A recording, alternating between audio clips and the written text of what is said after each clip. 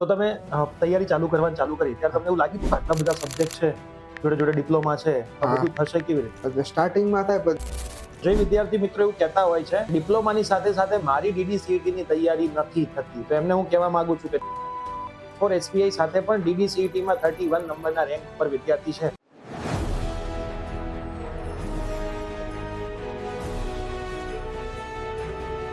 આ વખતનું જે પેપર આવ્યું એમાં સૌથી અઘરું તમને સબ્જેક્ટ કયો લાગે? હવે વિદ્યાર્થીઓ એન્વાયરમેન્ટ, કેમિસ્ટ્રી અને કોમ્પ્યુટરને છોડી દેતા હોય. થોડાક જ માર્ક્સ છે, છેલ્લે કરી લઈશું, પછી એમાં માર્ક્સ કપાતા હોય છે. એમાં તમારે શું? જે કોમ્પ્યુટરની એન્વાયરમેન્ટ છે ને એને લોકો બહુ ઓછી પ્રાયોરિટી આપે, પણ જે ટોપમાં જે વિચારતા હોય કે મારે ટોપ 10માં ટોપ 50માં લેવું, એના માટે હવે લોકો કેલ્ક્યુલેટરની પાછળ પડ્યા હોય, ફિઝિક્સમાં શોર્ટકટ કરી લઉં, મેથ્સમાં શોર્ટકટ કરી લઉં. તમારું શું કહેવું છે કે એની જરૂર છે કે બધા જ પ્રશ્નો નોર્મલી સોલ્વ થઈ જાય છે? ના, નોર્મલી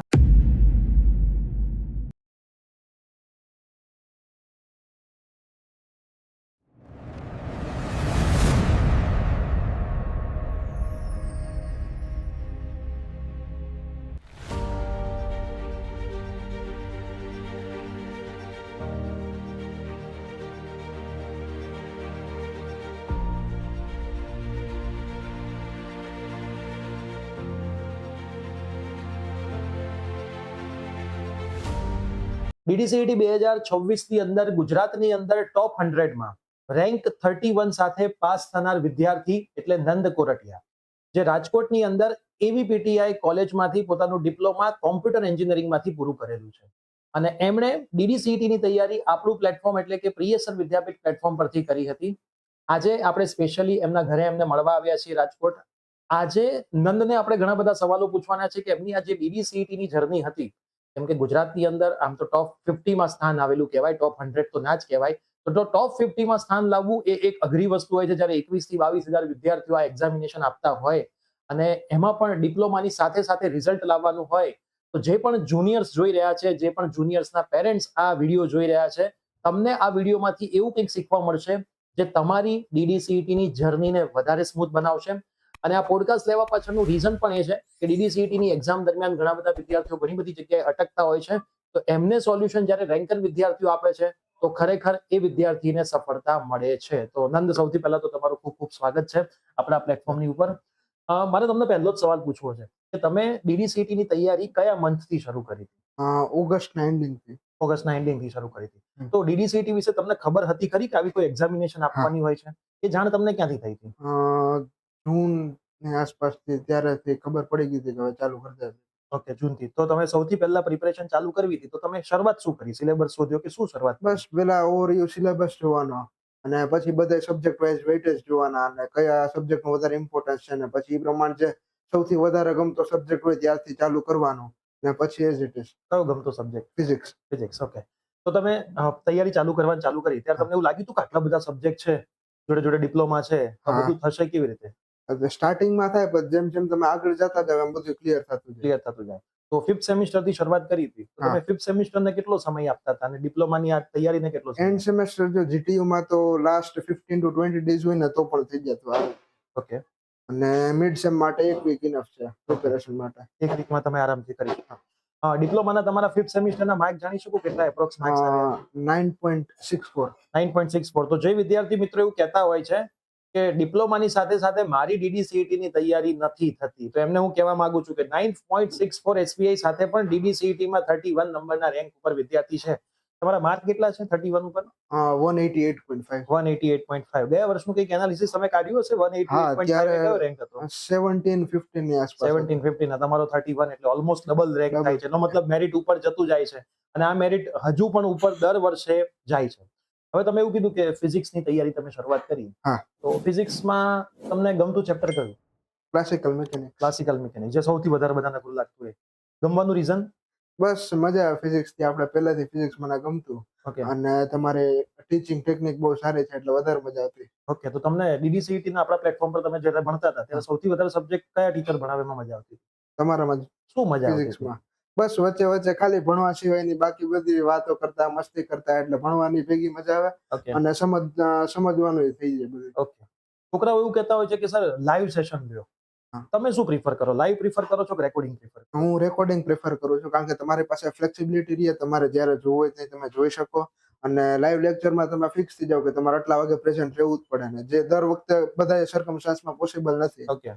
એટલે હું રેકોર્ડેડ પ્રેફર કરું. ઘણા બધા મિત્રો એવું કહેતા હોય કે ના કે લાઈવ લો તો ડાઉટ જલ્દી સોલ્વ થાય. તો રેકોર્ડિંગમાં ડાઉટ તમારા કેવી રીતે સોલ્વ થાય? રેકોર્ડિંગમાં સરનો નંબર ઉપર તમે મેસેજ કરો, સર હાફ એન આવરની અંદર ડાઉટનું સોલ્યુશન આપી દેતા, અને રેકોર્ડેડમાં બધા ડાઉટના સોલ્યુશન મળી જ જતા. ઓકે, તમને અડધી કલાકમાં ડાઉટનો રિપ્લાય મળી જતો? હા. 100%? 100%. દરેકે દરેક ટીચર આપી દેતા? હા. ઓકે. ફિઝિક્સ પછી તમને બીજો કયો સબ્જેક્ટ વધારે ગમતો? મેથ્સ. ઓકે. મેથેમેટિક્સની તૈયારી કરતા હશો, ઘણો બધા લેન્થી છે. ફર્સ્ટ સેમમાં તમે ભણ્યા હોય, સેકન્ડ સેમમાં ભણ્યા હોય, તો કદાચ ભૂલી બી ગયા હોય, તો તમે મેથ્સની તૈયારી 1 by 1 કરી કેવી રીતે? એમાં ઇન્ટિગ્રેશન આવ્યું હોય જ્યારે ડિફરન્શિએશન સ્ટાર્ટિંગ તો મેટ્રિક્સ થી એનાથી જ ચાલુ કર્યું હતું. Okay. પછી ધીમે ધીમે એઝ ઇન્ડેક્સ પ્રમાણે જ ચાલ્યો હતો. બધું ઇન્ડેક્સ પ્રમાણે તમે 1 by 1 કર્યું. પાંચમું સેમિસ્ટર પૂરું થતા કેટલું પૂરું કરી નાખ્યું હતું ડીડી સેટમાં? પાંચમું સેમેસ્ટર ફિઝિક્સ પૂરું થયું હતું ઓકે. અને કેમેસ્ટ્રી પૂરું થઈ ગયું. ફિઝિક્સ કેમેસ્ટ્રી પૂરું કર્યું, બધું ડાઉટ સાથે? હા. બધી ટેસ્ટ આપી હતી આપણા પ્લેટફોર્મ? દરેકે દરેક વસ્તુ તમે કરી નાખી હતી? ઓકે.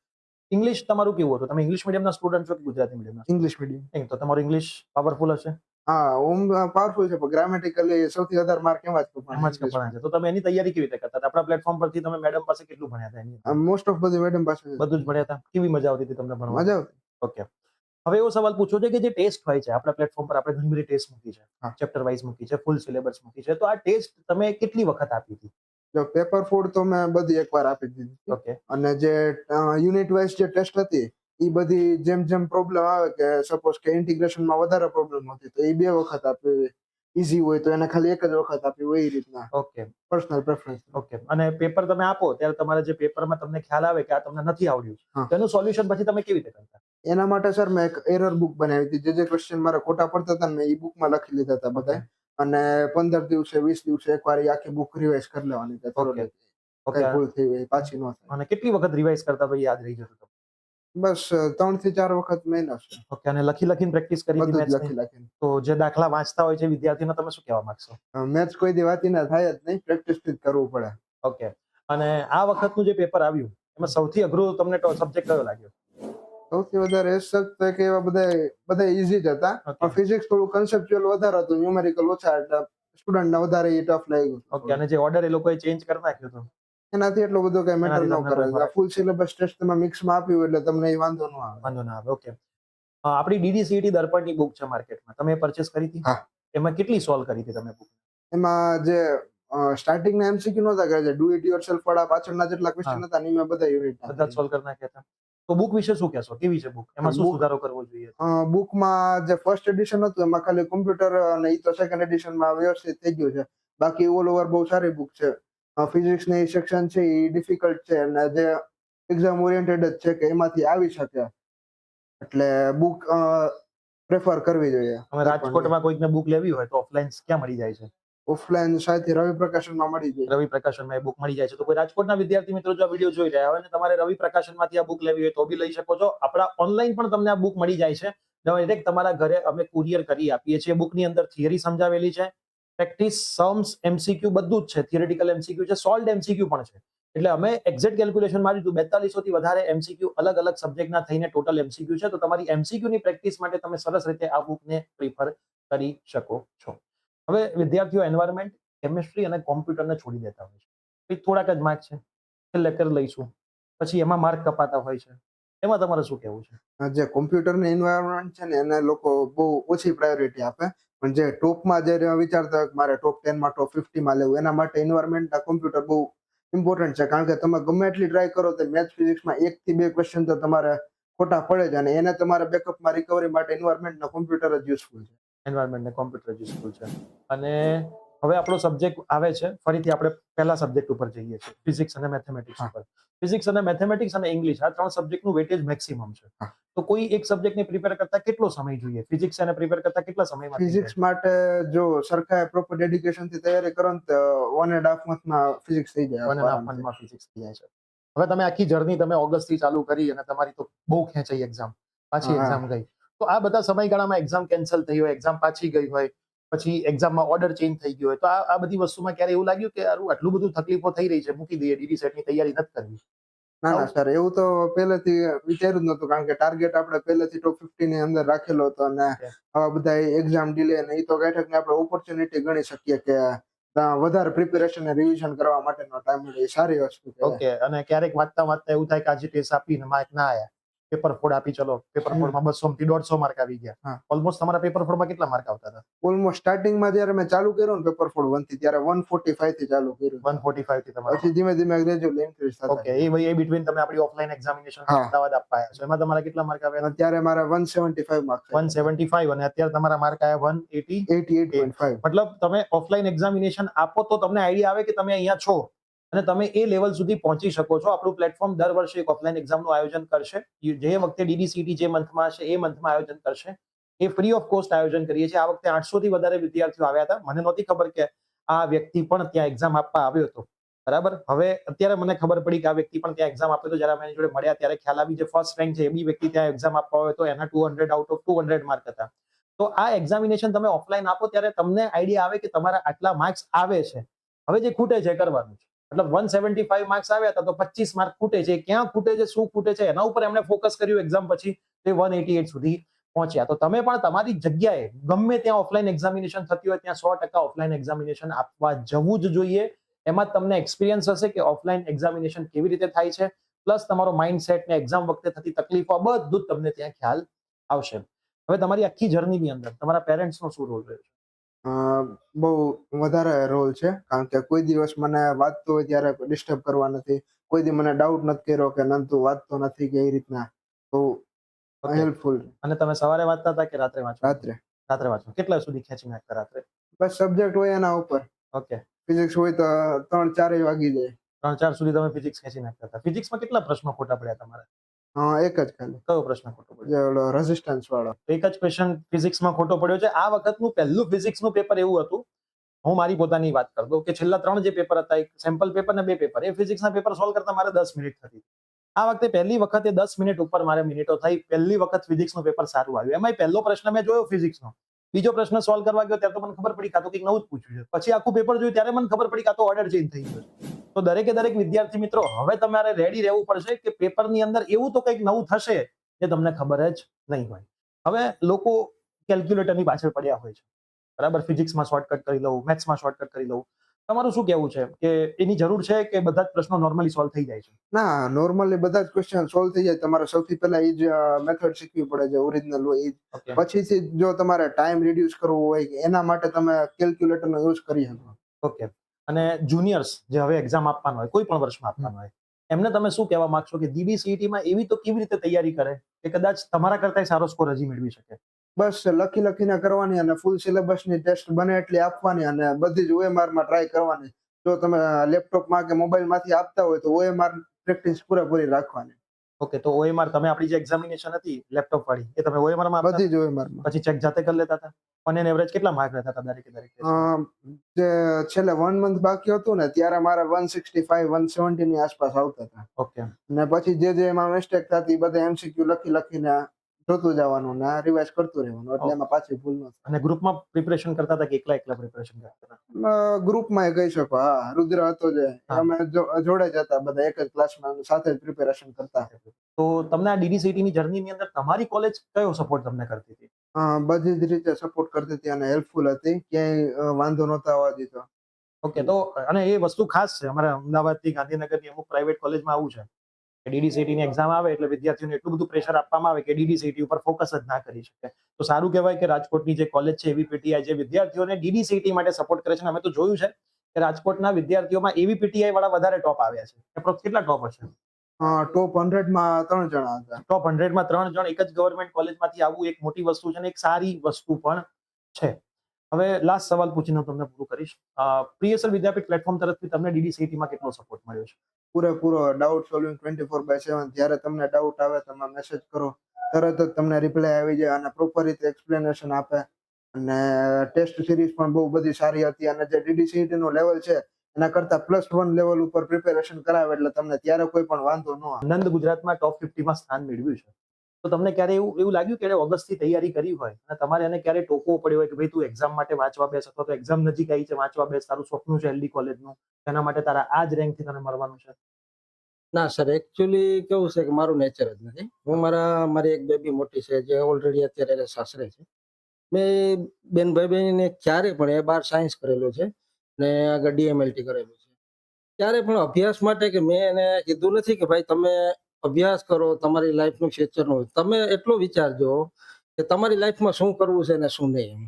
પછી સેકન્ડમાં કે ભાઈ અત્યારના મા-બાપ જે છે એ મેન્ટલી ખાસ કરીને મમ્મીઓ કે ભાઈ એની સ્થિતિ અને એની જે ક્ષમતા છે, ક્ષમતાથી ઊંચું પરિણામ લેવા પ્રયત્ન કરે છે.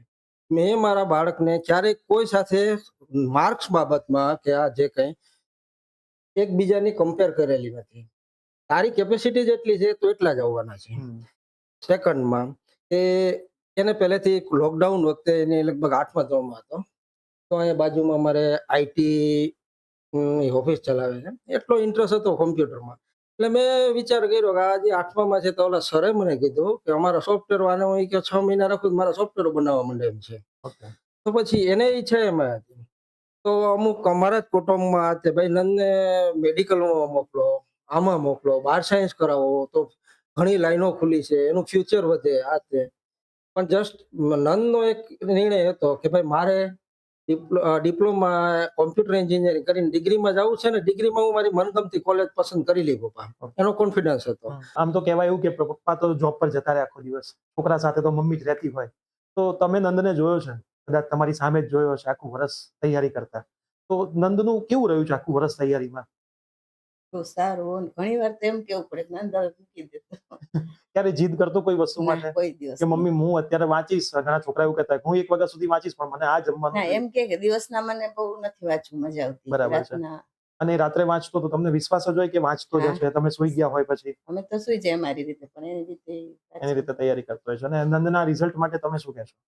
હા, રિઝલ્ટમાં અમને તો એવું જ હતું કે નહીં, એને ફૂલ તૈયારી કરી, એને હતું જ કે 190 લેવાના જ છે. એ Right. રીતના એને તૈયારી કરી એટલે તો 190 ની નજીક તો પહોંચી ગયો છે, એટલે હા. સરસ જ છે. તો ખૂબ ખૂબ શુભકામનાઓ નંદના રિઝલ્ટ માટે, તમને સર્વેને, તમારા ફેમિલીને અને તમારા સમાજને. Thank you. ઓકે, સો મિત્રો, તમે જર્ની જોઈ નંદની. કદાચ તમને પણ હજી એમના માટે કોઈ સવાલો હોય તો તમે કમેન્ટ કરજો, શ્યોર તમને રિપ્લાય મળશે. અને સાથે સાથે આપણે એમનો ફ્યુચર પ્લાન શું છે એ બી પૂછી લઈએ. હવે તમારો ફ્યુચર પ્લાન શું છે? કઈ કોલેજમાં એડમિશન લેવાનું વિચાર છે? LD માં છે. LD કોલેજમાં કોમ્પ્યુટર બ્રાન્ચની અંદર હા, એડમિશન લેવું છે. અને પછી ભવિષ્યનું શું છે? LD માં કોમ્પ્યુટર એન્જિનિયરિંગ કરીને શું કરવું છે? પછી સર મારે ગેટની પ્રિપેરેશન હું સ્ટાર્ટ કરવાનો છું હમણાં ઓકે 10-15 દિવસની અંદર. ઓકે અને પછી જો ગેટમાં સારો સ્કોર આવે તો PSU અથવા તો ગમે એ પછી એમટેક કરવા માટે ગમે એ સારી કોલેજમાં. એમટેક કોલેજ સારી કોલેજમાં. સરસ. તો એમનો સરસ મજાનો ગોલ છે કે આટલા સારા માર્ક્સ એમને ફરીથી ગવર્મેન્ટમાં જ મળશે LD માં. જેમણે ડિપ્લોમાની પણ ફીસ બચાવી, ડિગ્રીની પણ ફીસ બચાવી, ગેટની તૈયારી કરીને માસ્ટર્સ પણ સારી કોલેજમાં કરશે. તો વિદ્યાર્થી મિત્રો હંમેશા ઊંચા સ્વપ્નો રાખીને ઊંચી મહેનત કરશો, વધારે મહેનત કરશો, કન્સિસ્ટન્સી સાથે મહેનત કરશો. કદાચ એમને પણ જ્યારે પહેલા પેપર ફોરમાં 140-145 માર્ક આવ્યા હતા અને તૈયારી છોડી દીધી હોત તો 140 ના 110, 90, 80 પહોંચી ગયા હોત. પણ એમને કન્સિસ્ટન્સી સાથે મહેનત ચાલુ રાખી, દરેકે દરેક ટેસ્ટ આપી, પોતાની ભૂલો ઉપર કામ કર્યું. અને એણે જેમ તમને કીધું છે અત્યારે કે મેં આટલી વસ્તુઓ કરી હતી, આટલી વસ્તુમાં ધ્યાન રાખવાનું છે, તમે પણ જો એ ફોલો કરશો તો 100% DDCET-માં સફળ થશો. હવે આ પોડકાસ્ટ એવા મિત્રોને શેર કરો જે કદાચ ભવિષ્યમાં DDCET-ની એક્ઝામ આપવાના છે અને આ પોડકાસ્ટથી એમની એક્ઝામિનેશનમાં કંઈક એવો સપોર્ટ એમને મળે કે જેથી એ પણ નંદની જેમ ટોપ 50 ની અંદર ગુજરાતમાં સ્થાન મેળવી શકે અને પોતાના પેરેન્ટ્સનું અને પોતાના સમાજનું નામ રોશન કરી શકે. તો ચેનલ પર નવા હોય તો સબસ્ક્રાઇબ કરી દેજો. મળતા રહીશું આવા જ કોઈ નવા પોડકાસ્ટની અંદર. અને કોઈને પણ આપણી ઓનલાઈન કે ઓફલાઈન બેચમાં જોડાવવું હોય અથવા આપણી બુક જોઈતી હોય તો સ્ક્રીન ઉપર એક નંબર આવતો હશે, એમાં તમે કોન્ટેક્ટ કરી શકો છો, અથવા તો પ્રિયસર વિદ્યાપીઠ એપ્લિકેશન ડાઉનલોડ કરીને વધારે ઇન્ફોર્મેશન મેળવી શકો છો. મળીએ છીએ. Bye bye. Take care.